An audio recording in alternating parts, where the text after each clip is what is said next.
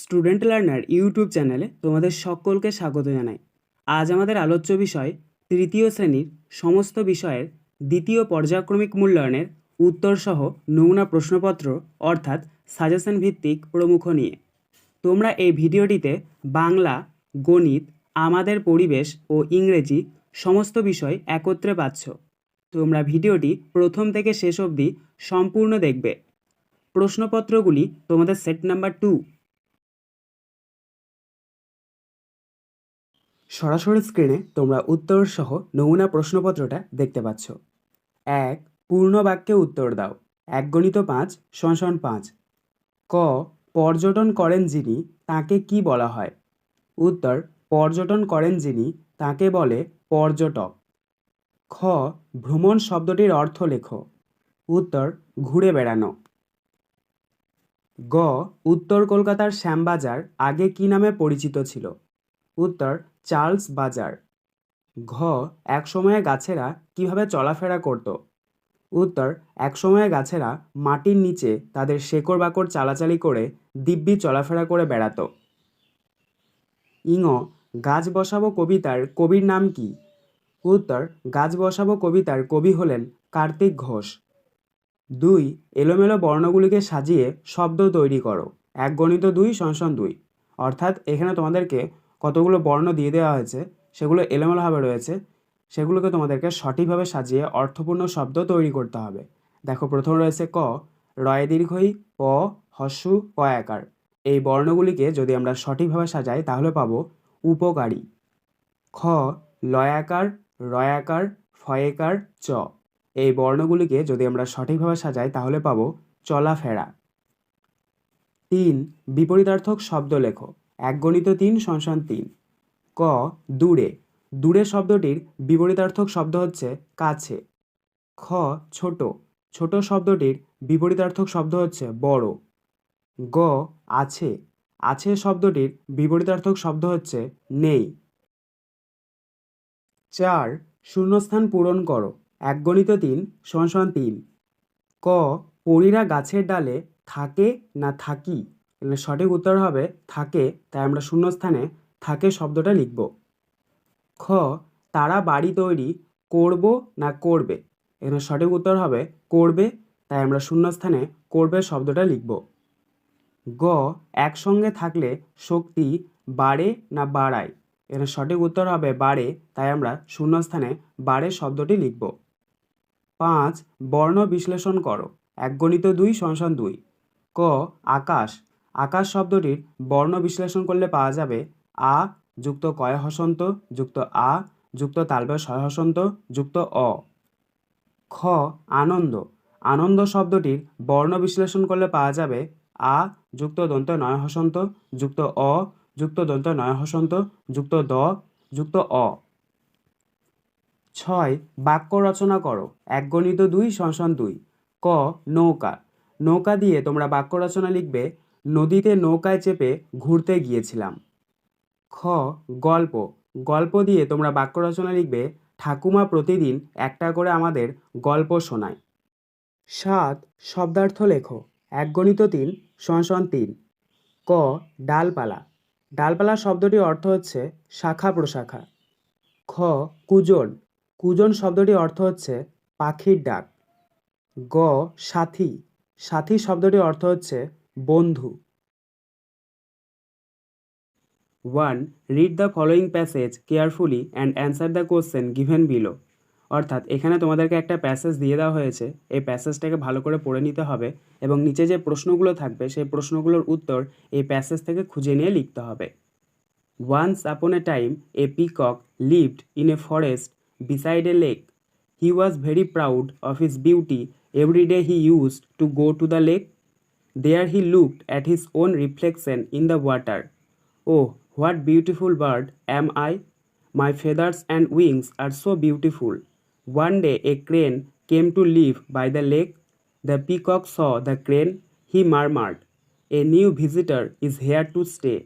I must go and introduce myself to him." The crane was busy there.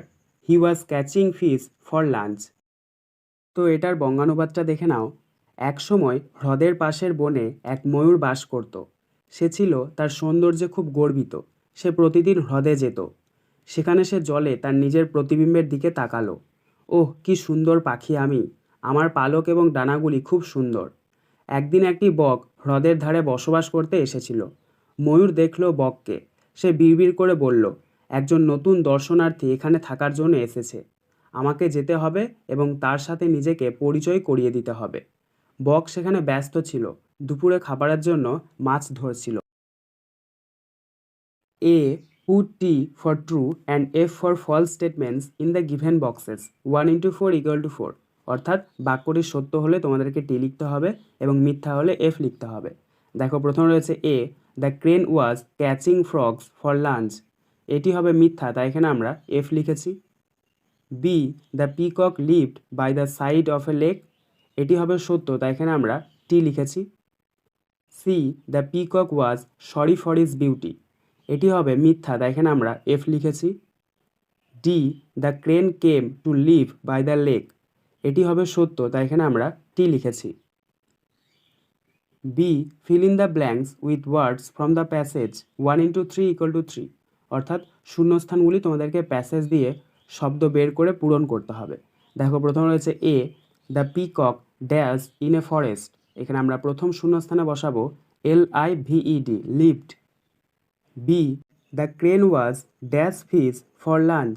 এখানে আমরা দ্বিতীয় শূন্যস্থানে বসাবো BUSY, busy. C, he was very dash of his beauty. এখানে আমরা তৃতীয় শূন্যস্থানে বসাবো PROUD, proud. 2. Underline the correct answer 1 into 3 equal to 3। অর্থাৎ সঠিক উত্তরের নিচে তোমাদেরকে দাগ দিতে হবে। দেখো, প্রথমে রয়েছে A, the ants carried fruits corn or leaves. এখানে সঠিক উত্তর হবে কর্ন, তাই আমরা কর্ন শব্দটার নিচে দাগ দেবো। অর্থাৎ পিঁপড়েরা শস্য বহন করে। B, the fish that wanted to leave the lake was the intelligent fish or the wise fish. এখানে সঠিক উত্তর হবে দ্য ওয়াইজ ফিশ, তাই আমরা ওয়াইজ ফিশের নিচে দাগ দেবো। অর্থাৎ যেই মাছটা চেয়েছিল যে সে হ্রদ থেকে চলে যাবে, সেটা হচ্ছে সেই জ্ঞানী মাছটা। C, snow is white, green or brown. এখানে সঠিক উত্তর হবে হোয়াইট, তাই আমরা হোয়াইট শব্দটার নিচে দাগ দেবো। অর্থাৎ বরফ হয় সাদা। 3. Right who am I 1 into 3 equal to 3। অর্থাৎ লেখো আমি কে। A, I live with my friends in a hive. আমি আমার বন্ধুদের সাথে মৌচাকে থাকি। I store honey. আমি মধু সংগ্রহ করি। এটার উত্তরটা হবে আই অ্যাম এ হানিবি, অর্থাৎ আমি হয় মৌমাছি। B, I have colourful wings. অর্থাৎ আমার রঙিন ডানা আছে। I suck nectar from flowers. এটার উত্তরটা কী হবে? আই অ্যাম এ বাটারফ্লাই, অর্থাৎ আমি হচ্ছে একটি প্রজাপতি। C, I work very hard. অর্থাৎ আমি কঠোর পরিশ্রম করি। I store food for the future. অর্থাৎ আমি ভবিষ্যতের জন্য খাদ্য সঞ্চয় করি। আমি কে? Answer, I am an ant, অর্থাৎ আমি হয় একটি পিঁপড়ে। 4. Fill in the chart with words ending with D or ED 1 into 3 equal to 3। অর্থাৎ এখানে তোমাদেরকে দেখো একটা বক্স দিয়ে দেওয়া হয়েছে, সেগুলো নাও দেওয়া রয়েছে। নাও মানে এখন, দেন মানে হচ্ছে তখন বা তারপর। তো নাওয়েরগুলো দেওয়া রয়েছে, দেনেরগুলো তোমাদেরকে পূরণ করতে হবে ডি অথবা ইডি যোগ করে। দেখো, প্রথমে রয়েছে ASK আক্স মানে জিজ্ঞাসা করা। তো এটার দেনে আমরা লিখব ASKED, আক্সড মানে জিজ্ঞাসা করেছিল। তারপর এটা BELIEVE, বিলিভ অর্থাৎ বিশ্বাস করা। এটার আমরা দেনে লিখব BELIEVED, বিলিভড অর্থাৎ বিশ্বাস করেছিল। সি এরটা দেখো, CARRY, ক্যারি অর্থাৎ বহন করা। এটার দেনে আমরা লিখব CARRIED, ক্যারিড অর্থাৎ বহন করেছিল। 5. Match Kalam A with Kalam B 1 into 4 equal to 4। অর্থাৎ এখানে তোমাদেরকে কালাম A এর সাথে কালাম B মিল করাতে হবে। দেখো, প্রথমে রয়েছে কালাম A এর A, ট্রি অর্থাৎ গাছ। এটার সাথে মিলবে কালাম B এর রেন অর্থাৎ বৃষ্টি। বি, স্নো অর্থাৎ বরফ। এটার সাথে মিলবে কালাম B এর মাউন্টেন অর্থাৎ পর্বতের সাথে। সি, ফ্যাক্টরি অর্থাৎ ফ্যাক্টরি। এটার সাথে মিলবে কালাম B এর কেমিক্যালস এর সাথে। ডি, গার্বেজ অর্থাৎ নোংরা। এটার সাথে মিলবে কলাম বি এর পলিউশন অর্থাৎ দূষণের সাথে। এক, সঠিক উত্তরটি বেছে লেখো। হাফগণিত 4 = 2। ক, কোনো সংখ্যাকে 5 দিয়ে ভাগ করলে ভাগশেষ সর্বদা 5-এর কম, বেশি না সমান হবে? সঠিক উত্তর হবে কম হবে। খ, দুটি বিজোড় সংখ্যার যোগফল বিজোড় না জোড় সংখ্যা হবে? সঠিক উত্তর হবে জোড় সংখ্যা হবে। গ, জোড় সংখ্যাগুলি সর্বদা 2, 3 না 4 দ্বারা বিভাজ্য হবে? সঠিক উত্তর হবে 2। ঘ, 3 অঙ্কের বৃহত্তম সংখ্যা 100, 999 না 977? সঠিক উত্তর হবে 999। 2, শূন্যস্থান পূরণ করো। হাফগণিত 4 = 2। ক, কোনো সংখ্যাকে 0 দিয়ে গুণ করলে গুণফল ড্যাশ হবে? এখানে শূন্যস্থানে বসবে 0। খ, ভাজ্য সমান ড্যাশ গণিত ড্যাশ যোগ ড্যাশ। তো এখানে প্রথম শূন্যস্থানে বসবে ভাজক, দ্বিতীয় শূন্যস্থানে বসবে ভাগফল, তৃতীয় শূন্যস্থানে বসবে ভাগশেষ। অর্থাৎ ভাজ্য সমান ভাজক গণিত ভাগফল যুক্ত ভাগশেষ। গ, একটি বর্গক্ষেত্রের ড্যাশটি বাহু থাকে? এখানে শূন্যস্থানে বসবে 4টি। ঘ, 2 অঙ্কের ক্ষুদ্রতম সংখ্যাটি হলো ড্যাশ? এখানে শূন্যস্থানে বসবে 10। 3, ভাজ্য ভাজক ভাগফল ও ভাগশেষ নির্ণয় করো। 453কে 5 দিয়ে ভাগ। প্রশ্নের মান 2। দেখো এখানে তোমাদেরকে 453কে 5 দিয়ে ভাগ করতে হবে এবং ভাজ্য ভাজক ভাগফল ও ভাগশেষ লিখতে হবে। তাহলে তোমরা প্রথমে ভাগের যে বক্সটা করে সেটা করে নাও। মাঝখানে লেখো 453, বাঁ দিকে লেখো 5। প্রথমে নিয়ে চলো 5 9 45, ওপরে 9 নিচে 45, দাগ দাও, বিয়োগ করে নাও। 3 আছে 3 নামিয়ে নাও। দেখো 5 থেকে 5 বাদ দিলে 0, বাঁ দিকে 0 বসে না। 4 থেকে 4 বাদ দিলে 0, বাঁ দিকে 0 বসে না। আবার নিয়ে চলো 5 0 0, দাগ দাও, বিয়োগ করে নাও। 3 থেকে 0 বাদ দিলে 3। তাহলে এখানে আমাদের ভাজ্য পাচ্ছি 453, ভাজক 5, ভাগফল 90 আর ভাগশেষ 3। 4, 2 দ্বারা বিভাজ্য সংখ্যার শেষ অঙ্কটি কি কি হতে পারে? প্রশ্নের মান 2। উত্তর 0, 2, 4, 6, 8। 5, প্রদত্ত চিত্রটিতে কটি বর্গক্ষেত্র আছে? প্রশ্নের মান 2। দেখো এখানে একটা চিত্র দিয়ে দেওয়া হয়েছে, তো এটাকে তোমাদেরকে বলতে হবে এখানের মধ্যে কটা বর্গক্ষেত্র রয়েছে। দেখো পুরো বক্সটা, চারকোনা বক্সটা একটা বর্গক্ষেত্র। তারপরে দেখো এটাকে আবার 4 ভাগে ভাগ করা হয়েছে, তাহলে পুরো বক্সটা একটা আর ওইদিকে 4টে, তাহলে 4টে আর একটা কটা হচ্ছে 5টা। তাহলে আমরা এখানে লিখতে পারি চিত্রটিতে 5টি বর্গক্ষেত্র আছে। 6, যোগফল নির্ণয় করো। 93 টাকা 50 পয়সা যোগ 27 টাকা 50 পয়সা যোগ 15 টাকা 75 পয়সা। প্রশ্নের মান 2। দেখো এখানে তোমাদেরকে একটা টাকা পয়সার অঙ্ক যোগ করতে দেওয়া হয়েছে। তাহলে তোমরা প্রথমে লিখবে টাকা, তারপরে লিখবে পয়সা, টাকার নিচে লিখবে 90, পয়সার নিচে লিখবে 50, আবার টাকার নিচে লিখবে 27, পয়সার নিচে লিখবে 50, আবার টাকার নিচে লিখবে 15, পয়সার নিচে লিখবে 75। নিচে দাগ দেবে, যোগ চিহ্ন দেবে এবং যোগ করে নেবে। সবসময় ডান দিক থেকে যোগ করবে। দেখো ডান দিকে রয়েছে 0 0 আর 5, 0 0 আর 5 যোগ করলে 5। তারপরে রয়েছে দেখো 5 আর 5 যোগ করলে 10, আর 7 যোগ করলে 17, 17 7 হাতে 1। তারপরে রয়েছে দেখো 3 আর 7 যোগ করলে 10, আর 5 যোগ করলে 15, আর হাতে 1 আছে, ধরো 16, 16 6 হাতে 1। 9 আর 2 যোগ করলে 11, আর 1 12, আর হাতে 1 আছে, তাহলে 13। তাহলে এখানে আমাদের যোগফলটা বেরোলো 136 টাকা 75 পয়সা। 7, বিয়োগ করো। 100 টাকা 25 পয়সা বিয়োগ 55 টাকা 75 পয়সা। প্রশ্নের মান 2। তো এখানেও তোমাদেরকে টাকা পয়সার একটা বিয়োগ করতে দেওয়া হয়েছে। তাহলে তোমরা প্রথমে লিখবে টাকা, তারপরে লিখবে পয়সা। টাকার নিচে লিখবে 100, পয়সার নিচে লিখবে 25, আবার টাকার নিচে লিখবে 55, পয়সার নিচে লিখবে 75। নিচে দাগ দেবে, বিয়োগ চিহ্ন দেবে, বিয়োগ করে নেবে। এখানেও তোমরা ডান দিক থেকে বিয়োগ করবে। দেখো ডান দিকে কী কী সংখ্যা রয়েছে? 5 আর 5। 5 থেকে 5 বাদ দিলে কত হয়? 0। তারপরে দেখো 2 রয়েছে, 7 রয়েছে, তো 2 থেকে তো আর 7 বাদ দেওয়া যায় না, তাহলে এখানে আমাদের নিশ্চয়ই 10 ধরতে হবে। তাহলে 10 আর 2 যোগ করলে কত হয়? 12। 12 থেকে 7 বাদ দিলে কত হয়? 5। তাহলে নিচে 5 লেখো। এবার এখানে যেহেতু 10 ধরেছি, তাহলে পাশে যে সংখ্যাটা আছে সেটাকে এক ঘর কমাতে হবে। দেখো পাশে রয়েছে 0 আর নিচে রয়েছে 5, তো 0 থেকে তো আর 5 বাদ দেওয়া যায় না, তাহলে এখানে 10 ধরতে হবে। তাহলে 10কে এক ঘর কমাতে হবে। 10কে যদি আমরা এক ঘর কমাই তাহলে হচ্ছে 9। তাহলে 9 থেকে 5 বাদ দিলে কত হচ্ছে 4, তাহলে নিচে 4 লেখো।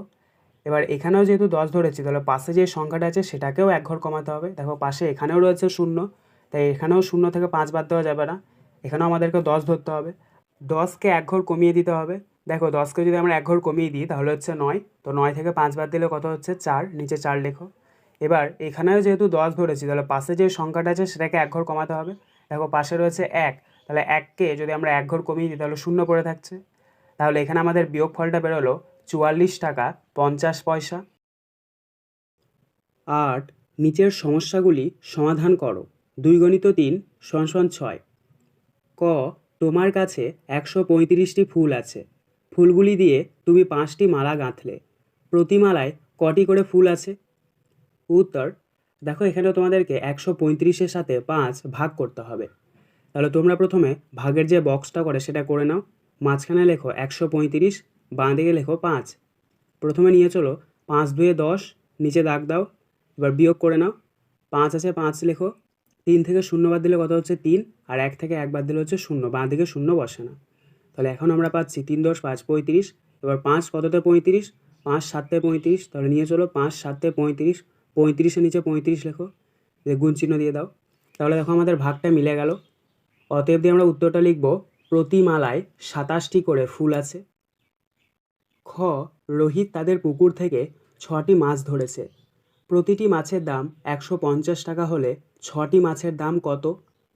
উত্তর, প্রথমে তোমরা লিখবে একটি মাছের দাম সমান সমান 150 টাকা। তার নিচে লিখবে 6টি মাছের দাম সমান সমান 150 × 6। এবার 150 × 6 অর্থাৎ 150কে 6 দিয়ে তোমরা গুণ করে নেবে। তাহলে পাশে করে নাও। প্রথমে লেখো 150, তার নিচে লেখো 6, নিচে দাগ দাও, গুণ চিহ্ন দাও, গুণ করে নাও। 6-এর সাথে 0 গুণ করো, 6 0 0। 6-এর সাথে 5-এর গুণ করো, 6 5 30, 30-এর 0 হাতে 3। 6-এর সাথে 1-এর গুণ করো, 6 1 6, আর 3 যোগ করলে 9। তাহলে এখানে আমাদের গুণফলটা বেরোলো 900। অতএব দিয়ে আমরা উত্তরটা লিখে নেব, 6টি মাছের দাম 900 টাকা। গ, কোনো একটি পরিবার প্রতিদিন 125টি পুতুল তৈরি করে। 7 দিনে তারা কটি পুতুল তৈরি করবে? উত্তর, প্রথমে তোমরা লিখবে একদিনে পুতুল তৈরি করে সমান সমান 125টি। তার নিচে লিখবে 7 দিনে পুতুল তৈরি করে সমান সমান 125 × 7, অর্থাৎ 125কে 7 দিয়ে গুণ করতে হবে। পাশে তোমরা করে নাও। প্রথমে লেখো 125, তার নিচে 7 লেখো, দাগ দাও, গুণ চিহ্ন দাও, গুণ করে নাও। 7-এর সঙ্গে 5-এর গুণ করো, 7 5 35, 35-এর 5 হাতে 3। 7-এর সাথে 2-এর গুণ করো, 7 2 14, আর 3 যোগ করলে 17, 17-এর 7 হাতে 1। 7-এর সাথে 1-এর গুণ করো, 7 থেকে 7, আর 1 যোগ করলে 8। তাহলে এখানে আমাদের গুণফলটা বেরোলো 875। অতএব দিয়ে আমরা উত্তরটা লিখে নেব, 7 দিনে তারা 875টি পুতুল তৈরি করবে। 1, সঠিক উত্তরটি নির্বাচন করো। 1 × 5 = 5। ক, ইজের হলো এক ধরনের পোশাক, খাদ্য না বাড়ি? সঠিক উত্তর হবে পোশাক। খ, পশ্চিমবঙ্গের উত্তর দিকের একটি জেলা হলো নদিয়া, বীরভূম না জলপাইগুড়ি? সঠিক উত্তর হবে জলপাইগুড়ি। গ, আবোল তাবোল বইটি লিখেছেন সুকুমার রায়, সত্যজিৎ রায় না সুবিনয় রায়? সঠিক উত্তর হবে সুকুমার রায়। ঘ, ভূমিকম্প প্রবণ এলাকায় বাড়ি হয় কাঠের, ইটের না পাথরের? সঠিক উত্তর হবে কাঠের। ইঙ, পাকা বাড়ির ছাদ তৈরি হয় সিমেন্ট, মাটি না বাঁশ দিয়ে? সঠিক উত্তর হবে সিমেন্ট। 2, শূন্যস্থান পূরণ করো। 1 × 5 = 5। ক, ড্যাশ থেকে সিনথেটিক সুতো তৈরি হয়? এখানে শূন্যস্থানে বসবে খনিজ তেল। খ, ম্যাপ কথাটির বাংলা হলো ড্যাশ? এখানে শূন্যস্থানে বসবে মানচিত্র। গ, রাজমিস্ত্রিরা গাঁথনি ঠিক করার জন্য ড্যাশ ব্যবহার করেন? এখানে শূন্যস্থানে বসবে ওলন দড়ি। ঘ, সত্যজিৎ রায়ের দাদু হলেন ড্যাশ? এখানে শূন্যস্থানে বসবে উপেন্দ্র কিশোর রায়চৌধুরী। ইঙ, বারাসাত অবস্থিত ড্যাশ জেলায়? এখানে শূন্যস্থানে বসবে উত্তর 24 পরগনা। 3, বাম দিকের সাথে ডান দিক মেলাও। 1 × 5 = 5। দেখো এখানে তোমাদেরকে বাম দিকের সাথে ডান দিক মিল করাতে হবে। প্রথম রয়েছে বাম দিকের ক, কৃষ্ণনগর হলো, এটা মিলবে ডান দিকের নদিয়ার একটি শহর এর সাথে। খ শন গাছের আঁশ, এটা মিলবে ডান দিকের খুব শক্ত প্রকৃতির এর সাথে। গ নিকট আত্মীয় হলো, এটা মিলবে ডান দিকের মাস্তুত পিস্তুত ভাই এর সাথে।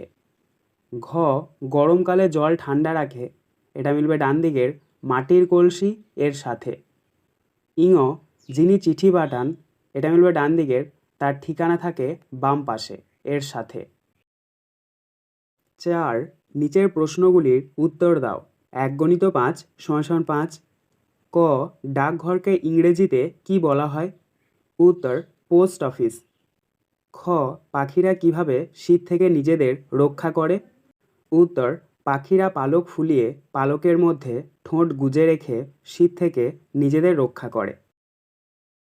গ যাযাবর জীবন কাকে বলে? উত্তর আদিম মানুষ পোষ্য পশু ও অল্প জিনিসপত্র নিয়ে তারা বেরোতো এবং মাসের পর মাস ঘুরে বেড়াতো। এই জীবনকে বলে যাযাবর জীবন। ঘ পাথরের খাদানের পাশে বাড়ি হলে কি অসুবিধা হয়? উত্তর পাথরের খাদানের পাশে বাড়ি হলে সারাদিন পাথরের গুঁড়ো উড়ে আসবে। ইঙ বাড়িতে ছাদ ও জানালার দরকার হয় কেন? উত্তর বাড়িতে ছাদ থাকলে রোদ, ঝড়, জল, বৃষ্টি এই সমস্ত বিপদ থেকে রক্ষা পাওয়া যায়। বাড়িতে জানালা থাকলে আলো ও বাতাস আসার সুবিধা হয়। আজকের আলোচনা পর্বটি এখানেই শেষ হলো। আশা করি ভিডিওটি তোমাদের ভালো লেগেছে। যদি ভালো লাগে একটা করে লাইক করে দিও। সবশেষে তোমাদের কাছে একটাই অনুরোধ, যারা এখনও পর্যন্ত আমাদের চ্যানেলটিকে সাবস্ক্রাইব করে উঠতে পারোনি তারা চ্যানেলটিকে সাবস্ক্রাইব করে পাশে থাকা নোটিফিকেশন বেলকে অল প্রেস করে নিও এই ধরনের নতুন নতুন ভিডিও পাওয়ার জন্য। ধন্যবাদ।